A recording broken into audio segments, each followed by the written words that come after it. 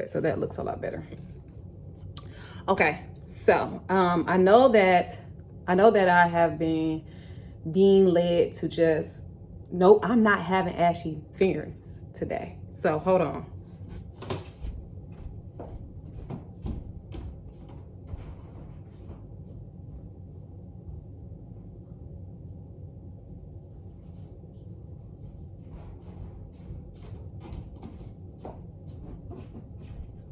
Y'all know how the wintertime be having you fucked up, for real. It really be just having you like ashy out here. But anyways, I'm not having ashy fingers today. That's why I want to just come and talk about real quick, because I'm supposed to be making a fitness video before I have to go pick up my boys. But anyways, I just wanted to come on here and talk about, first I'm coming to talk about your intuition. But before I say that, I went ahead and put my hair in a decent ponytail, put me some earrings on, made sure I got lotion on my hands, make sure I look decent the way that I want to. This is how I like to present myself. I like to be put together. And I know that I have been being led to just put myself out there just to do and just allow myself to be led and just stop being a perfectionist. However, the more like whenever I review my videos, I feel like I'm not being true to myself. I feel like that's not being completely authentic to myself. Yes, I do need to work on my wanting to be a perfectionist, right? But I feel like there's nothing wrong with me wanting to be put together, wanting to be well versed, wanting to come and present myself in a certain way. I don't feel like that's a perfectionist thing. That's just me being me. And so, I'm going to just allow myself to be led and just put out whatever I'm being led to put out. However, I'm not going to keep coming the way that I've been coming with my hair all wrapped up, my hair dirty. Tomorrow's got to scratch my hair and all that kind of stuff, and got to put lotion on my hands, ashy and all that kind of stuff. I'm not going to keep coming like that, because that's not being true to who I am. And I'm a very well put together person. Like, I like to present myself in such a manner. So that's why, yes, I went ahead and put a nose ring in, put my hair in a ponytail to get this message out right quick. So I basically just came to talk about the importance of strengthening your intuition, right? When I was younger, I was told that the more you don't listen to that small voice, that the voice of God, people say it's the voice of God. The more you don't listen to that small voice, the less you can hear, the smaller the voice gets, or the more silent the voice gets. You know what I'm saying? And so the importance, especially as a projector, because we don't have that illuminated solar plexus or whatever to help us to be confident in our decisions, we have to strengthen our intuitions. And in strengthening your intuition and strengthening my intuition, I realized that's the way I'm going to be able to trust that I'm being divinely led, right? I'm going to be able to trust and be confident in my next move, in my next action, because my intuition is strengthened. I know that it has a good foundation. Okay. So, and I say this because I just experienced two things on this morning where I didn't follow that small voice. Like literally, but actually kept coming, like literally my intuition told me like 3 times, like, just do this, you know what I'm saying? And instead I kept rationalizing, kept, you know what I'm saying, challenging myself. Let me slow down, because that's another thing. I feel like I'm not clear because I'm not slowing down. I'm trying to hurry up and rush the message. But yeah, I was challenging myself, which then caused me to confuse myself and then not act in alignment with what my intuition was trying to guide me to do. If I would have just followed that voice, your first mind is always on point. If I would have just followed my intuition, then I would have been, in alignment. But at the same time, everything happens for a reason. And so I feel like in me having that experience on this morning, it was a learning experience for me. It was a learning experience in which it was teaching me to be able to know what my intuition feels like, what it sounds like. You know what I'm saying? So I feel like that was a learning situation, right?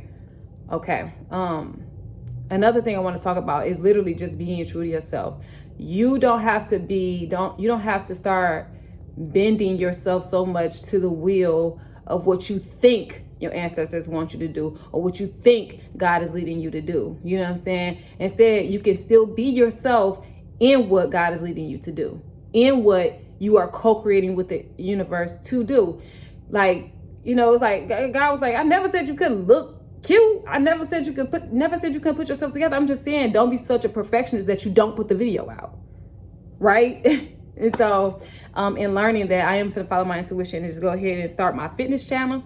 Like, cause that's, I mean, I love to dance. I love to dance. And so why not, you know, and that's my form of working out too. Like, I really don't like formal working out. And so why not share that with the world? And I'm being led to share that with the world, but I'm gonna look cute doing it. You goddamn right. And so goddamn, not goddamn, you know, oh, I just said it. But anyways, yes, strengthen your intuition, following those first nudges, and then also not second guessing yourself, right? Because I had a situation where, with the whole Safe Light situation, with my whole window thing, I was literally guided to fight for a rental. Like, give me a car, give me a rental or whatever and everything. Because I'm having to share cars with my husband because y'all messed up on my window, that kind of stuff, right? And so I end up not being able to utilize that rental. You know what I'm saying? Because of some stuff that happened in the past where I'm on a do not rent list for Enterprise because, you know, when we was younger, my husband literally backed into a pole and we never paid the bill, right? And since then, we know to get insurance on our rentals, right? Get insurance, don't skip the insurance.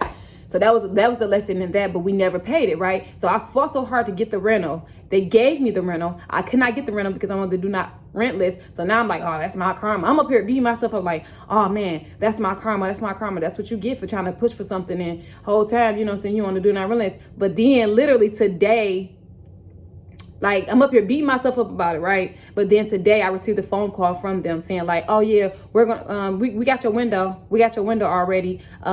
You could come in on these days, da da da. And I was half asleep when she said it. She sent me the email. I gotta respond to her. But look how quickly they got the window.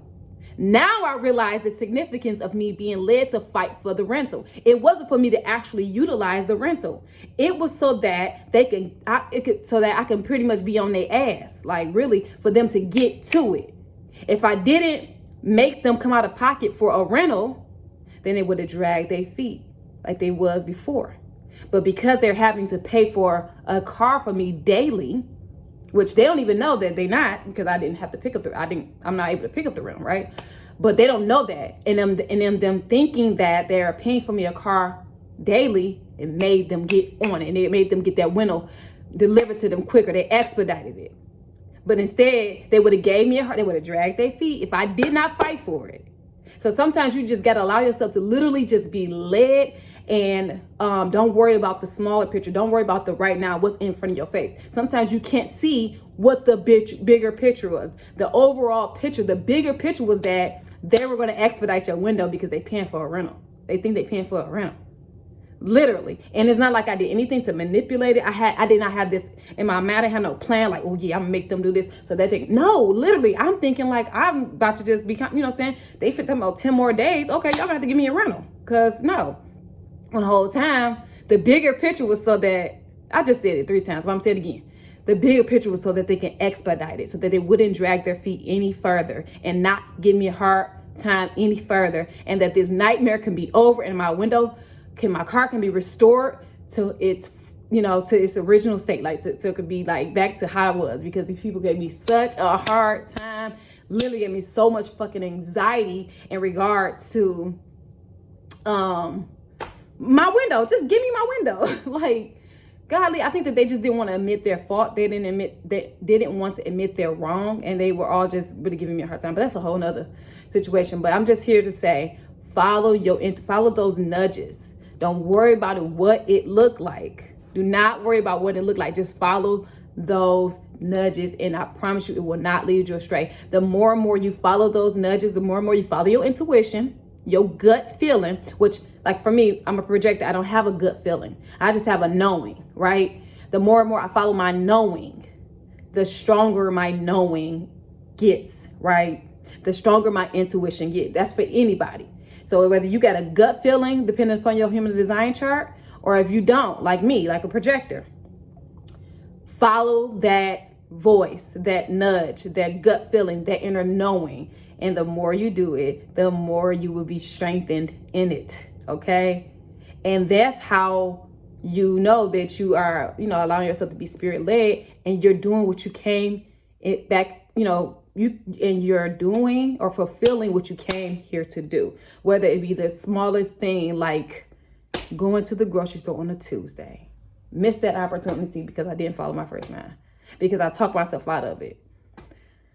And so, yeah, and plus I was exhausted too, but still, if I would have just did it, who knows what came of that. And so maybe, hopefully God, presents the opportunity again. Hopefully, my spirit that's co-creating with the universe presents the opportunity again. My ancestors put things in place. I know my ancestors over there doing a big one. Okay, like literally they doing their thing, and honor, like you honor your ancestors by doing your thing too, right? By following that inner voice, by, they giving you little tips and clues and stuff like that. Pick up on that, because they're doing all these things to help orchestrate that. God is doing a work in you through them, right? Your ancestors. Okay, that's a whole nother story. Follow your intuition, strengthen your intuition. That's it. I got to make this video before I got to go, because I'm up here about to go. I got to get my kids. I got to make this video. Okay, so I remember, I was wondering why I was kind of fumbling over my words a little bit. I'm just gonna leave it like that. I was wondering why I was kind of fumbling over my words a little bit in that last video, because, well, the video is gonna be in conjunction with this video, because that's what I wanted to talk about. I wanted to talk about how I was revisiting my birth chart. I was re-looking over my birth chart.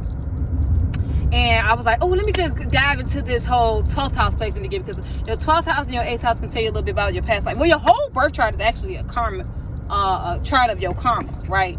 So if you are supposed to be super successful in certain areas of your life, it's literally your karma from a past life. Basically, the works that you put in the past life, you know what I'm saying? It's the karma that you receive in this life. Anyways. So I just decided to go and review my 12th house placement again, and I'll be transparent and share that my 12th house is in Sagittarius, and so that means by default I'm a Capricorn rising, and my 6th house is in Gemini, right? And so when I was reviewing this particular placement, it just had me to realize why I can't make up my mind as to what my area of focus should be. Why I know a little about a lot, right? Because like the Sagittarius is the one who will pick a subject and master that one subject, versus the Gemini would choose all of the subjects and know a little bit about each subject. They know enough to communicate about each subject, because Gemini is ruled by Mercury, the planet of communication. All right. Versus Sagittarius is the teacher, right? And so my Capricorn ascendant kind of like, amongst other placements that I have, my Capricorn ascendant kind of like stifles me. It kind of like makes me very critical of myself and make me like, oh, you know what I'm saying, you can put yourself out there, but you're gonna look stupid, or you ain't even got all the stuff that you need to put yourself out there like that, or you don't know, you ain't even an expert. Like you know what you're talking about, but you're not an expert, or your words don't flow out as smoothly as others. Like, it caused me to be it makes me that perfectionist, because Capricorn is ruled by Saturn, the planet of restriction, the planet of structure. It's the 10th house. It's how you are seeing your status. It is the boss. So the boss is gonna come nice, put together, well dressed. They gotta make sure they're on point. So by my ascendant being Capricorn, and then my 6th house being in Gemini, 6th house placement kind of enables my ascendant, like, because the Gemini doesn't necessarily want to be a master like the Sagittarius does, right? So because my 6th house, which is the house of work, Virgo energy, like my works, I'll know a lot about all the things that I'm interested. I'll know a little bit about everything that I'm interested in, but it's like the jack of all trades but the master of none, which I actually found out the total quote of that. It's like a more to that quote. Actually, it's pretty beautiful, but I'll find it. Maybe I'll put it on the screen or something. But like, look at me tell something, put it on the screen. A whole YouTube around here. Oh, anyway. But for real, literally, it makes me understand why I jump from one thing to the next, to the next, to the next. Like, I could tell you stuff about numerology. I can tell you stuff about astrology. I can read your birth chart. I can tell you about palm tree. I can tell you about Vedic, not Vedic, Joystick Shastra. That, you know what I'm saying, I can tell you about those beliefs. I can tell you about poetry. I love poetry. I'm really good at poetry. You know what I'm saying? There's a lot of different things. I'm a great student. Like, I learn very fast. Once I start writing it down, I pretty much know it, right? And so it's like, I can tell you all these things, but it's like to take a deep dive in it, right? Which I'll study it in depth, because I am a Scorpio sun sign, right? So I'm going to go deep with everything regardless. However, I may appear deeper. I may appear to know more or deeper than I actually do, because of that Gemini in my 6th house, right? The Sagittarius in my 12th house wants to just be free and flowing, because technically it's at home in the 12th house, because the 12th house is Piscean energy, which is ruled by Jupiter and Neptune. But Sagittarius is ruled by Jupiter, and so it's at home in the 12th house. My 12th house placement is just chilling, for real, it's chilling, and it wants to be free, and it's trying to basically teach me, like, if you just really let go and let yourself be free and just flow and really explore these areas that you are interested in, or that you actually are knowledgeable about, right? Because at Gemini, remember, I know a little bit about everything, right? If you actually were to focus in on one thing, right? If you were to actually focus in on one thing and master that one thing, and then become known for that one thing, right? Capricorn ascendant. Then I can exercise other placements in my chart, but especially my 6th house placement, and show, like, well, I'm not just well versed in this. I actually know about this and this and this and this. And I actually am talented in this and this and this and this. I'm actually a great dancer. I'm actually this. You know what I'm saying? So it's just like, it really just explains why I catch on so quickly. Now I'm going next. That's what's happening. It just explains why I can literally learn. I can communicate. I can interpret information very fast, right? Because technically my 6th house is at home too. Because the 6th house is Virgo energy, which is ruled by Mercury, and Gemini is ruled by Mercury as well. So it's like, literally my placements are at home. So it's like, I have the potential is there. It's just that restriction, my immediate surroundings, my ascendant, right? What you first see from me is that, okay, this person is very like, people, and the girl, she offended me the other day.